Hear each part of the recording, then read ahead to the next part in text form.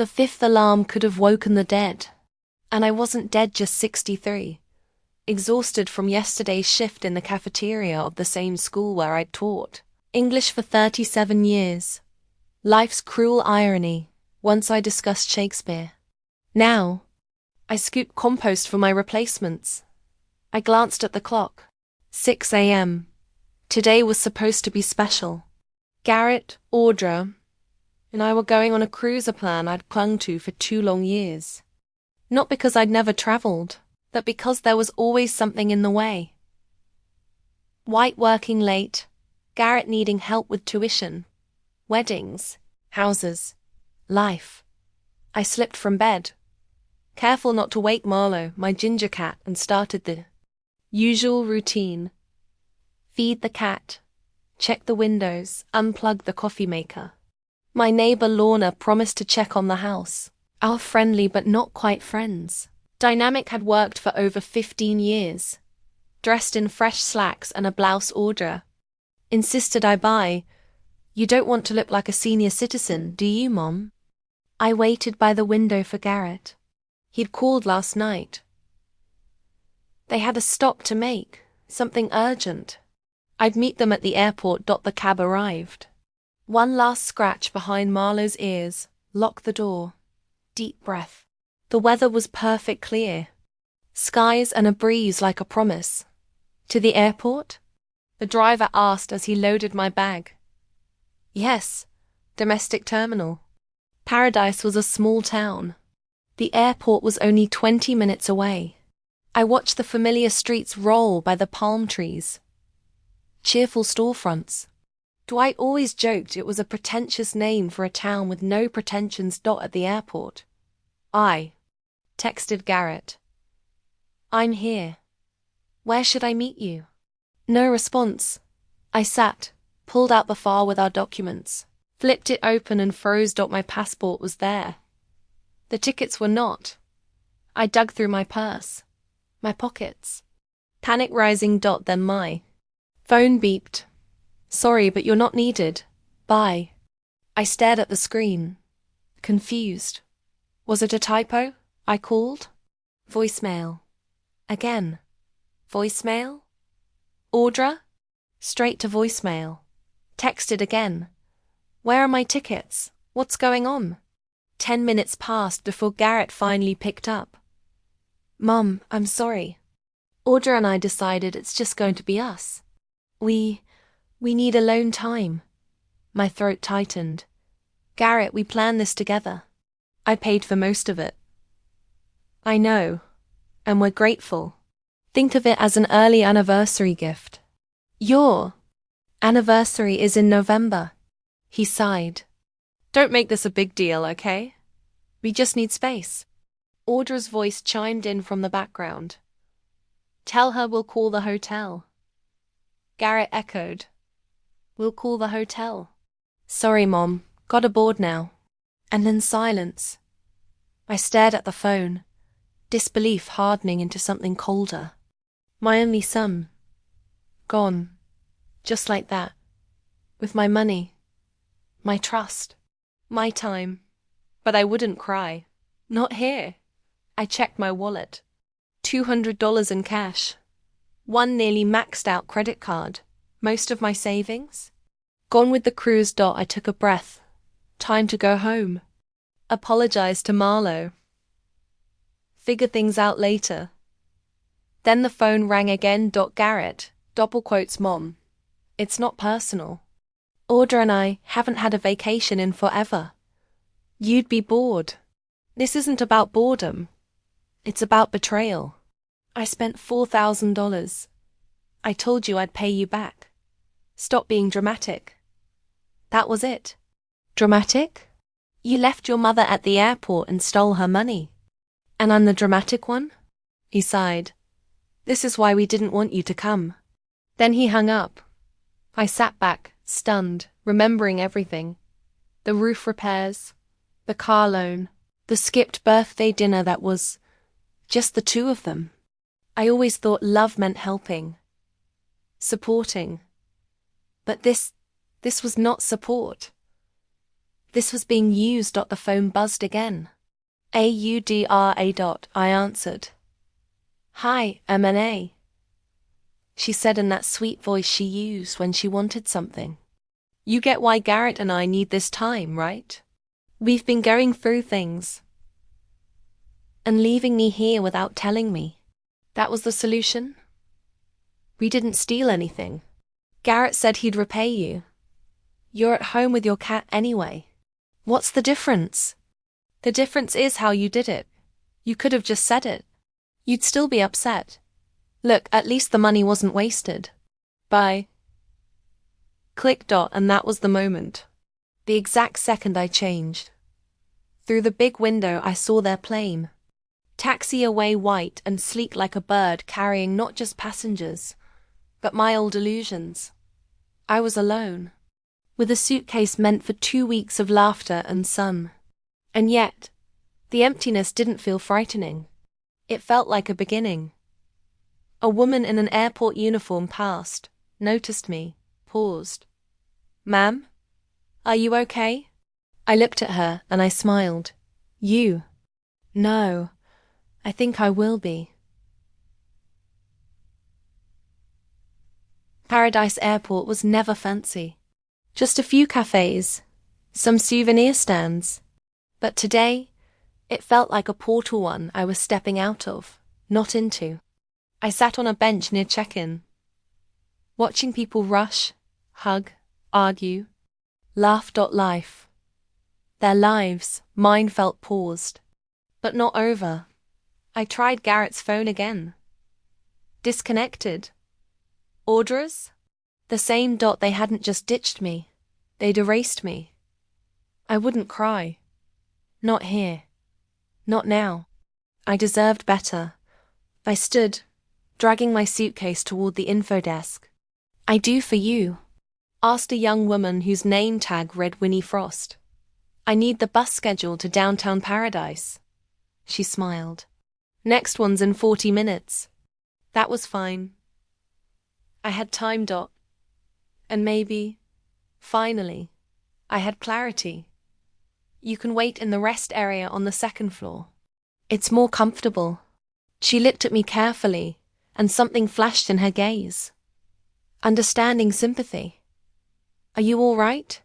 She asked quietly, leaning over the counter toward me. Yes, I answered automatically, but then shook me head. No, not really. Winnie glanced at her watch. I have a break in 5 minutes. If you want, we can have coffee together. You look like you could use the company. Her offer took me by surprise. Why would a girl I don't know be interested in me? But something in her gaze, the openness, the sincerity made me say yes. Thank you. That would be very helpful. 10 minutes later, we were already sitting in a small cafe on the second floor of the airport. We had 2 cups of coffee and a plate of scones in front of us. I'm Winnie, she introduced herself, though I already knew her name from her name tag. M&A Chaffee, I said, wrapping the arms around the cup as if trying to keep warm. So, what's wrong? M&A? Winnie asked me bluntly, but without being intrusive. Were you seeing someone off? More like seeing me off, or rather sent away. I grinned wryly, and without knowing why, I told her everything about Garrett and Audra, about the cruise, about the betrayal. The words poured out of me like a dam head burst. Winnie listened intently, not interrupting. When I finished, she shook her head. I'm sorry to be blunt, but your son and daughter-in-law are. I snorted in surprise. You know, I never thought of them that way. But I guess you're right. Of course I'm right. Winnie nodded firmly. I've been working here 5 years and I've seen things. She shook her head. She shook her head. Dropping your own mother at the airport, taking her money, that's a new level of sleaze. It's not so much the money as the act itself, I sighed. I thought I knew my son. I thought he respected me at least a little. What are you going to do now? Winnie asked, sipping her coffee. I'm going home. What else is there to do? I shrugged. I'm going to wait for them to come back, and then I don't know. I'll have to rethink a lot of things. Winnie looked at me thoughtfully. Look, this may sound strange, but I have a proposition. I live alone in a fairly large apartment. A 2-bedroom apartment. The other room's been empty since my roommate moved out a month ago. If you want, you can stay with me for a few days until you decide what to do next. I looked at her in surprise. Why would you suggest that? We don't know each other at all. Winnie smiled a little sadly. My grandmother was in a similar situation. A few years ago. Only it was her husband who left her after 40 years of marriage, not her son. I know how important it is not to be alone at times like this. Besides, she winked, I'm a pretty good judge of character. You don't look like the kind of serial killer who would stab me to death in my sleep. I laughed for the first time that day. I promise not to kill you, at least for the first 2 nights. That's a deal, Winnie brightened. My shift ends in 3 hours. If you agree, you can wait for me and then we can go to my place. I have a car, I wondered. The suggestion wasn't expected, but somehow it felt right. Going back to an empty house where every single thing would remind me of Garrett's betrayal. The thought of it made me sad. Thank you, Winnie. I think he'll take you up on your offer for a few days if you don't mind. That's great. She clapped her hands together. Then I'll get back to work and you can sit here or go shopping. I'll meet you at my counter at 16:30. After Vinny left, I remained seated in the cafe, pondering the strange turn of events. I was preparing for a family trip this morning, and now I was planning to stay with a complete stranger. Life really is unpredictable. To pass the time, I wandered around the airport stores, but I didn't buy anything. I had to save money. Then, I found a quiet corner with power outlets, charged my phone, and called Lorna. Lorna, it's a Mene. Listen, there's been a change of plans. I'm not going on the cruise. What's wrong? Lorna sounded genuinely concerned. It's a long story. In a nutshell, Garrett and Audra thought I was in their way, so they left without me. What? Lorna was outraged. What the hell? Pardon my language, but that's just outrageous. I know. I sighed. Look. She asked with genuine concern in her voice. I looked at her and smiled in surprise. You know, I replied, I think I'll be fine soon. The Paradise Airport had never been particularly luxurious or grand. It was small, cozy, with a couple of cafes and souvenir shops, a typical provincial airport serving mostly domestic flights. Now, these familiar walls seemed foreign to me. Cold. I sat on a bench near the check-in desk, watching people rushing to their boarding gates, hugging their farewellers, laughing, arguing, living their lives, and my life seemed to freeze. I tried to call Garrett a few more times, but now his phone was completely disconnected. And so was Audra's. They hadn't just abandoned me. They'd cut off all communication. Like I was some annoying insect they'd finally gotten rid of. Tears came to my eyes, but I held them back by sheer force of will. Not here. Not in public. I'm not going to let myself look like a pathetic old woman who's been abandoned by her children. I deserve better than that. Breathe in. Exhale. I had to decide what to do next. Go home. Taking a cab home would cost a decent amount of money, and I didn't have any extra money. It was all spent on the cruise. How about Abu's?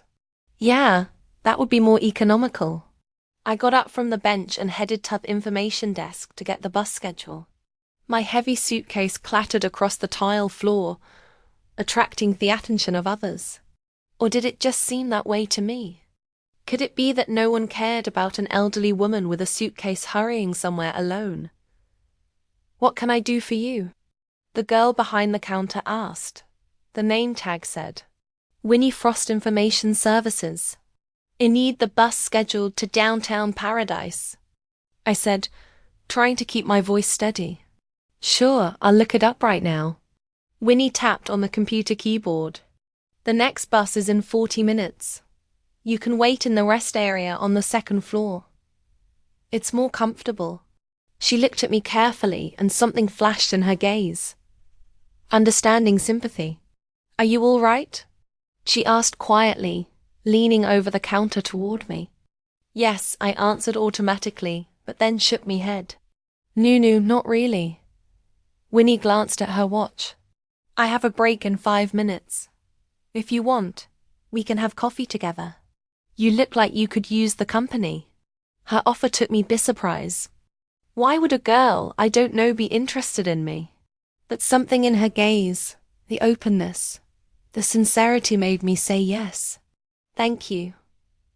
That would be very helpful.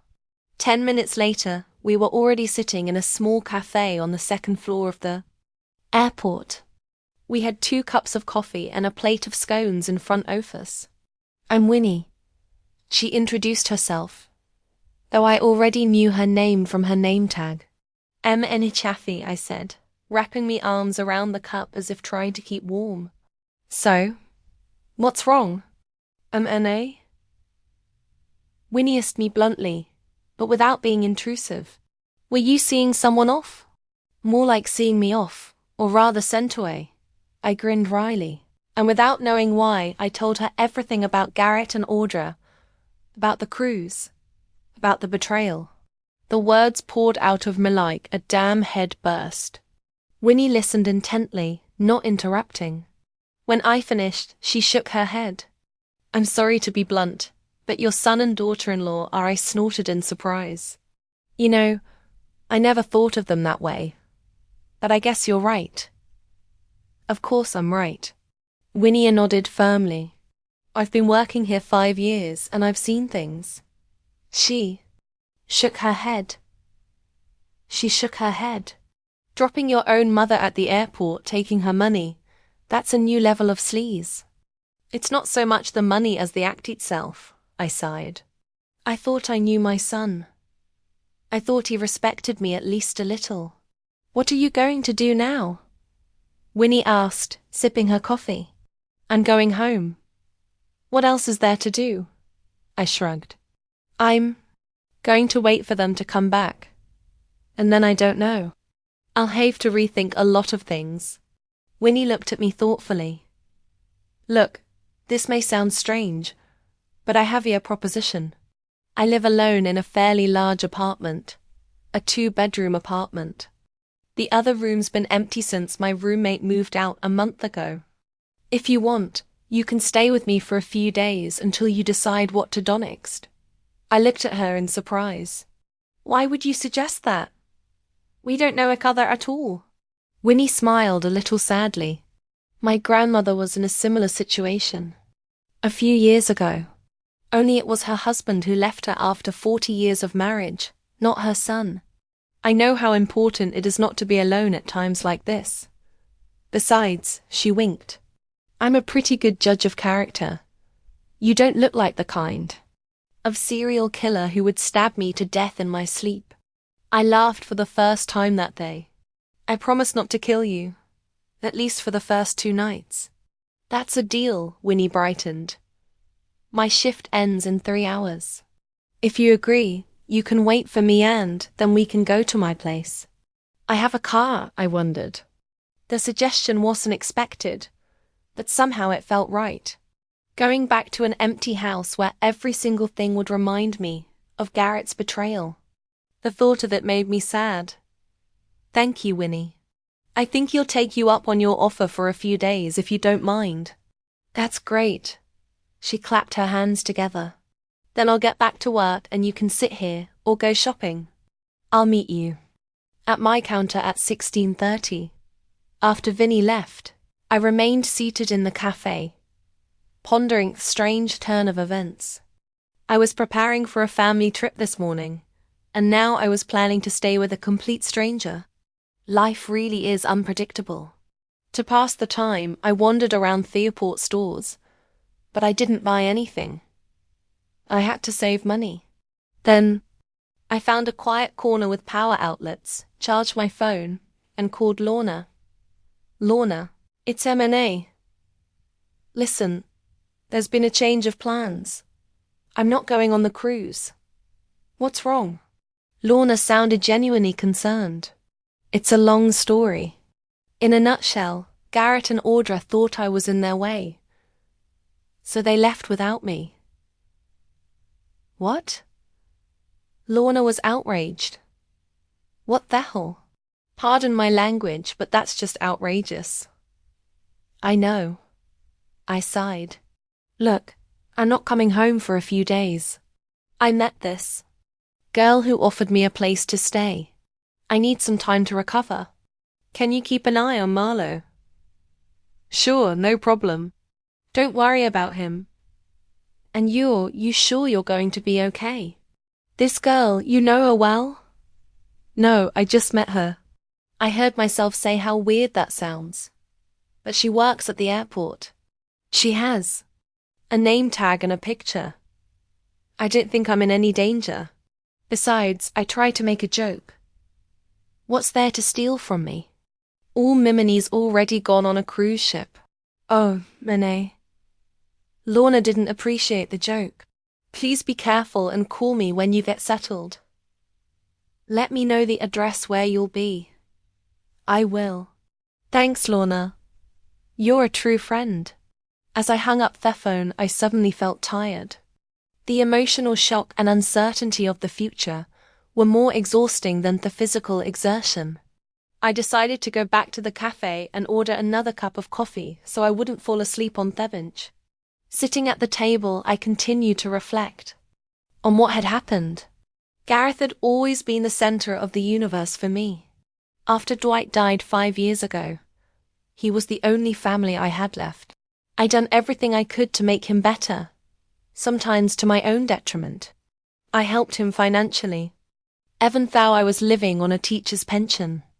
Supported his decisions even when I didn't agree with them. And this is how he repaid me. Maybe it was my fault.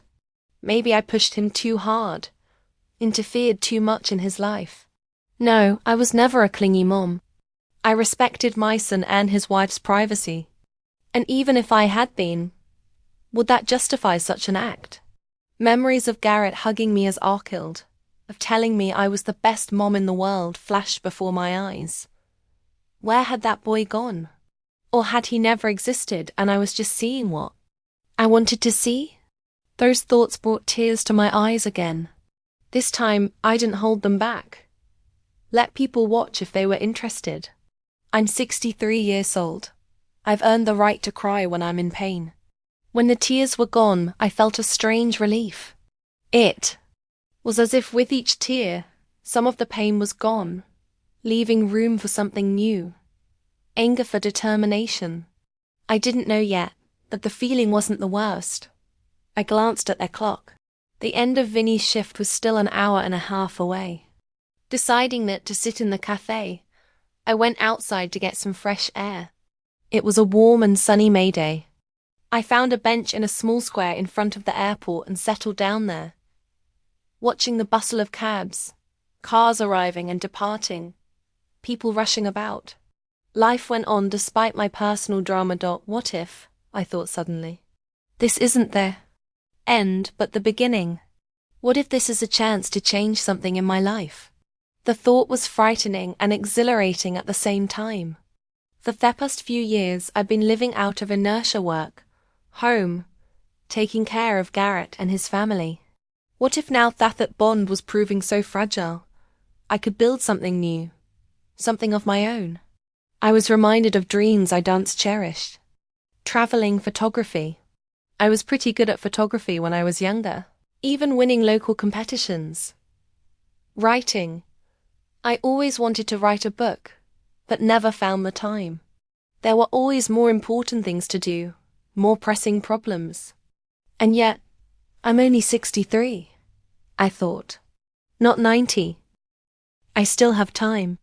That thought was like a breath of fresh air. It was like opening a door I'd forgotten existed. a doer to a new life. A life where I'm not just Garrett's mom, not just a former teacher, not just a widow. A life where I am simply M&A Chaffee, a woman with her own desires and plans. As I pondered this, I didn't notice how the time flew by. When I glanced at my watch, it was almost 4:30. It was time to head back to the information desk. Winnie was waiting for me, having already changed out of her uniform into jeans and a t-shirt. The formal attire, she looked younger, barely 25. Ready? She asked with a smile. Yes, I answered, feeling oddly light. I'm ready. We walked out into the parking lot where Winnie led me to a small blue Fiat. Please get in my carriage. She bowed playfully as she opened the door. As we drove out of the airport, I asked, Winnie, why did you suggest I stay at your place? Really, why? She gave me a quick glance, keeping her eyes on the road. I already told you because of my grandmother. But there's something else. My sister Shell has a cafe downtown. It's small, but it's cozy. And she's looking for a part-time assistant. When you told me your story, I thought maybe you called juice a part-time job, especially if your son doesn't pay you back right away. A part-time job? I looked at her in surprise. You think your sister would take a 63-year-old woman? Why not? You look healthy and energetic. Plus, you have experience in the school cafeteria. And Winnie winked at me. Shelley trusts me intuition a lot. That's very surprising, I said honestly. But I guess I don't mind giving it a try. After all, I need something to do while I figure out what to do next. That's great, Winnie brightened. Up. Tomorrow I'll introduce you to Shell. I think you two will like each other. We drove the rest of the way in silence. I stared out the window at the streets of paradise and thought about the strange turn my life had taken. In the morning, I'd been preparing for a cruise with my son and daughter-in-law. And now I was travelling to visit a strange girl and might soon be working at a coffee shop. Maybe Garrett's betrayal wasn't the end of the world, but the beginning of a new chapter in my life. A chapter where I would finally live for myself and not for others. The thought didn't seem so frightening anymore. Rather, it filled me with unexpected excitement and even anticipation. The Morning Wave Cafe turned out to be exactly as I had imagined. From Winnie's stories. Small, cozy, with a nautical theme in the interior. Turquoise walls, wooden tables decorated with seashells and starfish, light instrumental music, creating an atmosphere of relaxation and peace. Shelley Frost, Winnie's sister, greeted me with a weariness she couldn't hide, even out of politeness. And I understood her. It wasn't every day that a 63-year-old woman came to you with a recommendation from her sister and a request for a job. So, you worked in the school cafeteria? She asked, scrutinizing me. Yes, the fellas 3 years after I retired, I answered. Before that, I taught high school English for 37 years. And why did you leave school? I smiled, remembering the reason. The principal decided to modernize the cafeteria, installed vending machines, downsized the staff, said it was more cost-effective. Shelley snorted. And now the kids are eating that crap from vending machines. It's beautifully simple. Exactly. I nodded. So. I wasn't really upset. Besides, working in the cafeteria had been more of a way for me to occupy my time than a necessity. And now, Shelley squinted. Winnie told me your story. It sounds like you really need the money, I wondered. Do I really need money? My pension wasn't much, but it was enough for a modest living. However, after Garrett took my savings, my financial safety cushion had shrunk considerably. It's never too much money, I finally said. But I need more than a job. I need something to occupy my thoughts and hands while I decide what to do next with my life. Shelley looked at me for a few seconds then, nodded as if making a decision. Okay, M&A, let's give it a try. I have an opening for a part-time position in the morning. 7 to 11. You don't have to cook. We have a cook. You'll take orders, serve the customers, keep the place clean. Can you manage? Absolutely, I answered confidently. When can I start? Tomorrow, Shelley smiled, her face softening. Come over at 7, and he'll show you around and explain everything. And so began my new life. Winnie's apartment was small but cozy, and the second room she offered me was quite comfortable. Winnie insisted that I stay with her for as long as necessary and refused to charge me for lodging. Consider it an act of goodwill. She said, "You'll help someone someday." I contacted Lorna and asked her to bring a few things from the house. I didn't want to go back there myself, at least not yet. She arrived with a small bag of clothes and assured me that Marlowe was fine. "He misses you," she said. "But I spoil him so he doesn't suffer too much." The next morning I started work at the Morning Wave. Even though Shelley had promised a gradual introduction, by the end of the first day, I was working as if I'd always been here. The system was intuitive. The customers were mostly friendly, and the job itself was a nicer change of scenery from the school cafeteria. By the end of the week, I knew the regulars by name, called to anticipate their orders, and even made a few suggestions for organization, which Shelley accepted with surprise and gratitude. "You're a real catch, MNA," she said after a particularly busy morning. To tell you the truth, I had my doubts when Winnie suggested you. I thought you'd be, old and slow. It suggested with a smile. Shell looked embarrassed. Something like that. But you were more energetic than a lot of the 20-sums I'd had working for me. Years give you experience, Shell. I winked at her. And experience teaches you to conserve energy and movement. That same evening, I got my first text from Garrett. In a while. "Hey, Mom. How are you? We're having a great time. The water is amazing. The food is delicious." Ardra says, "Hi." No apology nor remorse. It was like nothing had happened. I read the message a few times, but I didn't respond. What could I say? "I'm fine, even though you left me at the airport and stole my money. Glad you're having a good time with my funds."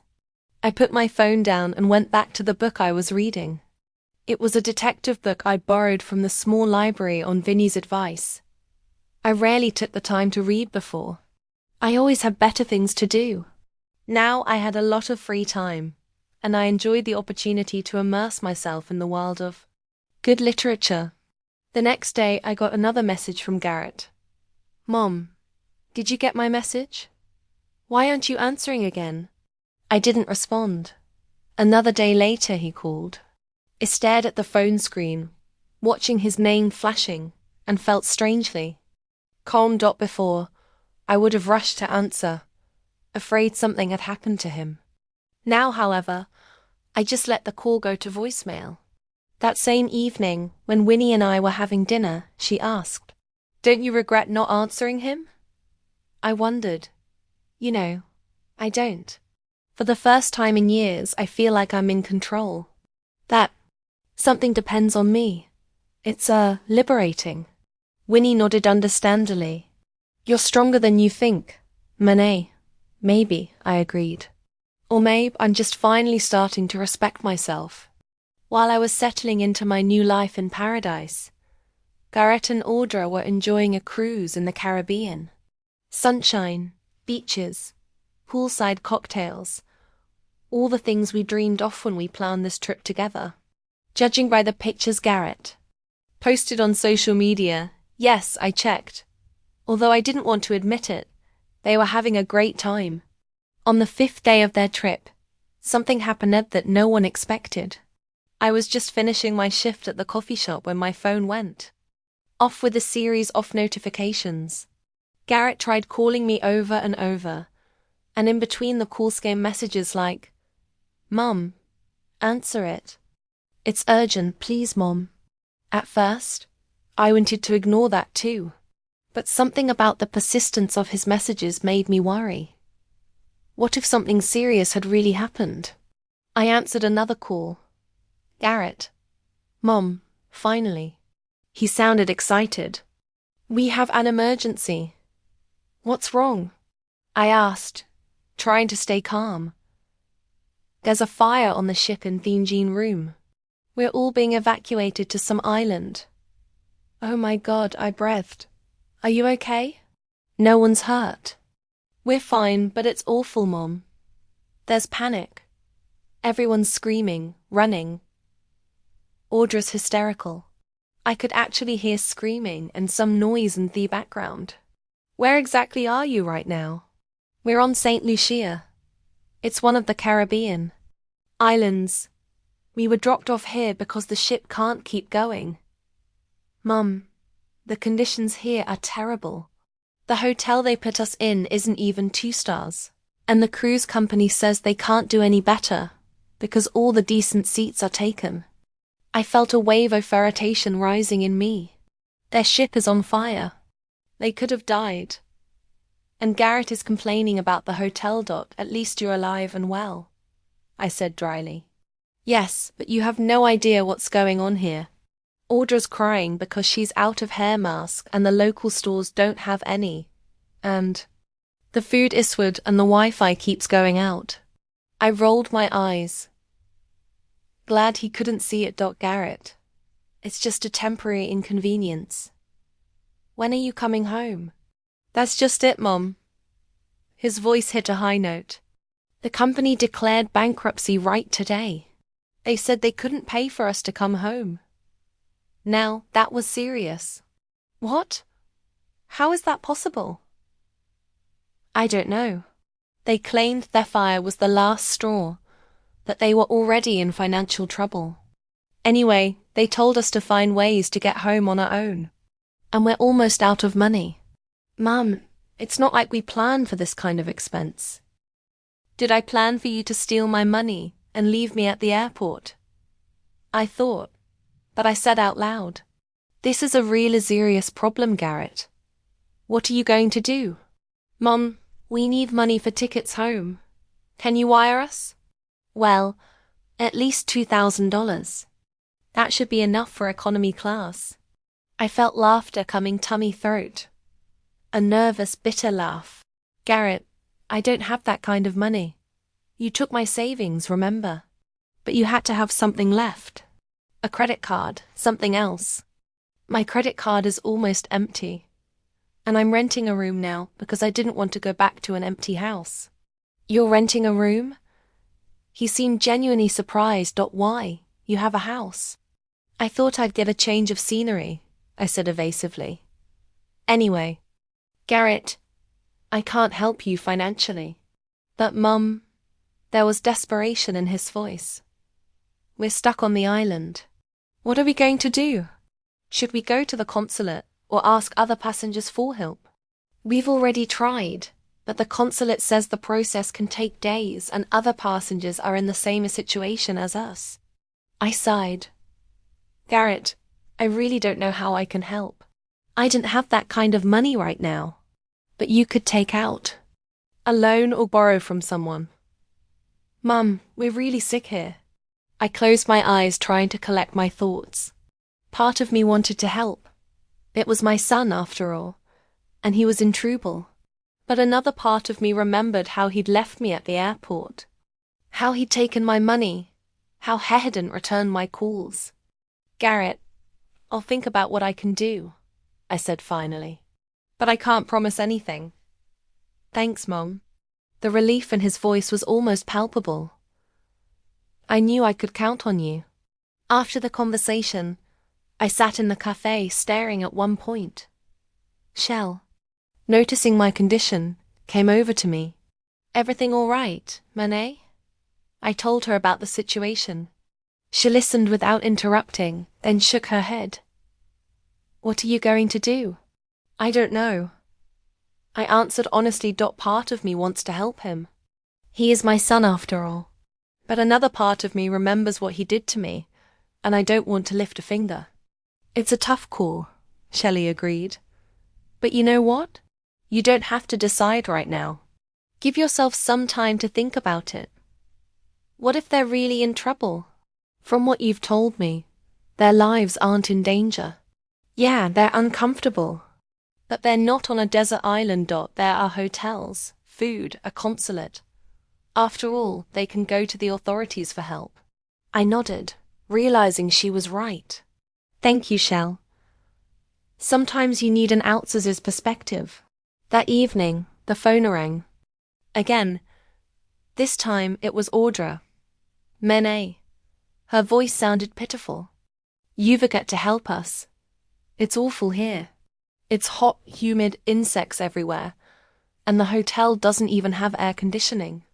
I'm sorry, Audra, I said, trying to sound sincere. But like I told Garrett, I can't send you that much money. But you can think of something, sell something, borrow from a neighbor. Mna. We're desperate. I know this is hard for you.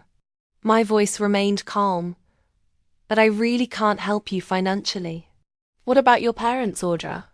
They're on a Mediterranean cruise. I didn't want to bother them. I almost laughed at the irony of the situation. I see. Well, then you'll have to look for other options. Maybe a credit card.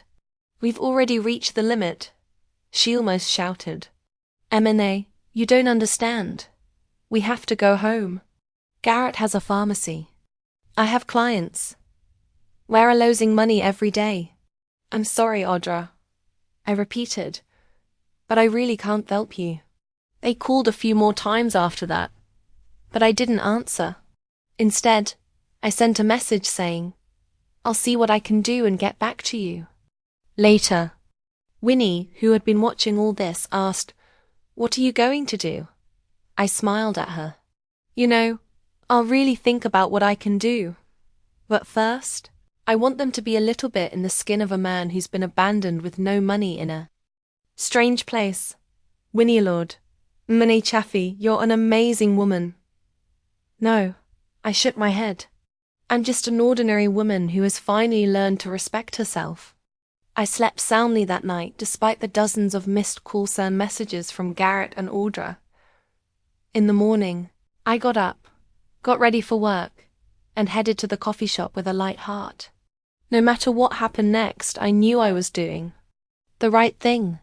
Not out of revenge, not out of a desire to hurt them, but out of respect for myself and my boundaries. And it was a new amazing feeling. I noticed him on my third day at the cafe. A tall man with a neatly trimmed grey beard always. In an ironed shirt and a book in his hands.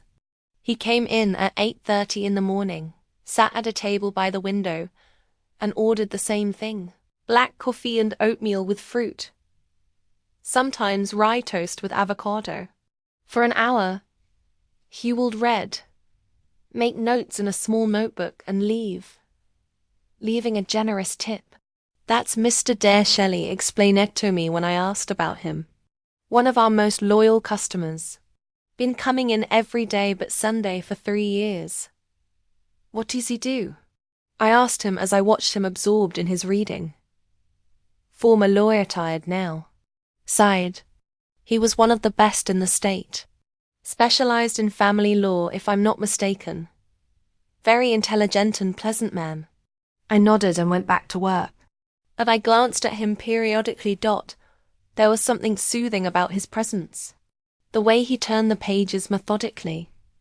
The way he occasionally stopped to take a sip of coffee, or write something down in his notebook. On the 4th day, he spoke to me. You're new. It wasn't a question, but a statement of fact. His voice was deep with a slight hoarseness. Yeah, I've only been working here a few days, I said, filling his cup of coffee. And you're doing a great job. He smiled, and the corners of his eyes crinkled. I'm Quinton Dare Mene Chaffee. I introduced myself. Thank you for the compliment. Have you ever worked in the service industry before? For the last 3 years in the school cafeteria. Before that, I was An English teacher. His eyebrows raised in slight surprise. Interesting combination. What made you change from blackboard to tray? Retirement. I shrugged. And the Disaretto do something. I see. He nodded. I couldn't stay at home after I retired either. First I counseled all aspiring lawyers. Then I started writing a book about law, about people. He smiled. About how the legal system affects their lives, how it changes them. In 35 years of practice, I've seen all sorts of things. That sounds interesting, I said sincerely. When you're done, I'd love to read it. If I do, he grinned. Sometimes I think I like the process of writing more than the result. New visitors came over and I had to get back to work. But this short conversation left a pleasant impression. The next day, Mr. Quinton, as he asked to be called, spoke to me again. This time about a book he was reading. It was a historical novel about the Civil War, and his admiration for the author's style was infectious. He writes like he was there. You know, you can smell the gunpowder, hear the screams of the wounded. It's a rare gift to make history come alive. I hadn't read the book, but his enthusiasm made me want to borrow it from the library. Thus began our fellowship. Every morning at his customary 8:30, we exchanged a few phrases about books, about the weather, about the news. Nothing personal, but always pleasant and intellectually stimulating. After a week of such conversations, Quinton came in with a small paper bag. I brought you the book I was talking about, he said. I thought you might be interested. I was touched by the gesture. Thank you, Quinton. I'll be sure to read it and bring it back to you. Take your time, he said with a wave of his hand. I still have many unread books at home. That evening, I began to read the book I'd been given and could not tear myself away until late that night. Quinton was right. The author had an amazing gift for bringing a story to life, making it personal and affecting the next morning. I couldn't resist sharing my impressions as soon as he showed up at the coffee shop. I've read half of it already. This is amazing. Quinton, thank you for sharing. He brightened up like a child receiving grace. I'm glad you enjoyed it. There are several other books by this author. If you'd like, I can lend them to you. I'd love to, I replied. I hadn't read anything so exciting in a long time. Quinton stayed longer than usual that day. When the traffic died down, I was able to sit down at his table for a few minutes, and we continued discussing the book. It was the first time our conversation went beyond a brief exchange of phrases, and I found myself very comfortable in his company. Over the next few days, our interactions became more regular. Quinton would sometimes come in near the end of my shift so we could talk without the distraction of work. We discussed not only books but art, music, and traveling.